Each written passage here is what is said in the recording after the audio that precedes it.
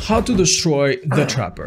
The Trapper can shut down any loop, get quick surprise downs, and use several traps to lock down places like Shack to make escaping it almost impossible.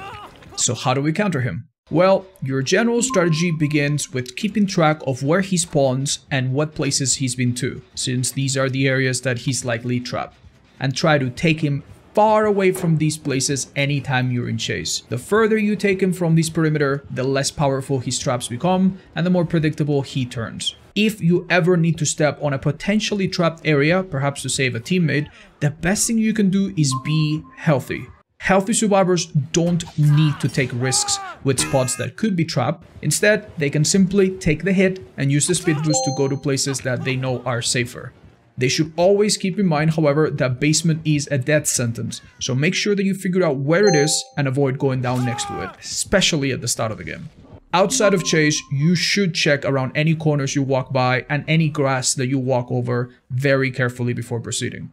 Or better yet, just take a wider path. It takes 1 second, but it can save you a lot of headache. Disarming traps at windows and pallets is generally a good idea, but if you notice that a trap can be simply walked around, you can just ignore it and call it out to your team, unless you're playing solo, in which case it's probably best if you disarm it. And now for some useful tips. The first one, traps have a lot of weaknesses. For one, they can actually be tracked by the correct map, which is really powerful. There's also a very easy trick to know if a trap is well placed in a tight spot. You take the spring, multiply it by 2, and if there's enough space between that and the edge, that means that you can squeeze right through, and likely the trapper will not be able to since he has a larger hitbox. Traps that are placed directly underneath a pallet can also be avoided if you drop it and vault over it. When a trap is too close to a vault, window, or pallet, they can be vaulted from the opposite side, but not from the same direction. If the trapper steps on his own traps near a pallet or a window, you can quickly vault it and be completely safe during this animation. You can also walk through a trap safely if a teammate is disarming it. If the trap itself is in a very tight spot, your teammate will body block you and prevent you from going through.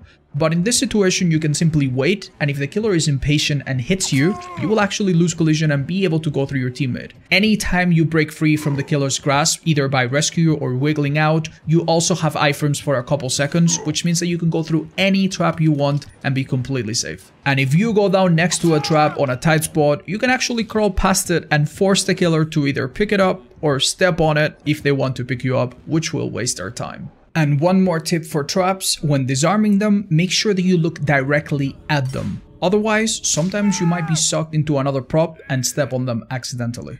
Once you're in chase, you can actually look at the trapper's hands to know whether or not he's holding any traps, and you can also listen to his very heavy breathing to track him even behind obstacles fairly well. One last thing that almost no one pays attention to is the trapper's own pathing. If you notice that he takes a wider path at a suspicious point, that is typically a dead giveaway that there's a trap right there that you can call out to your teams and avoid stepping in yourself. Sometimes trappers will act erratically to try to corral you into a trap, but if you see through this act, the only fool at the end of the day will be them for picking trapper. Make them regret it, and good luck.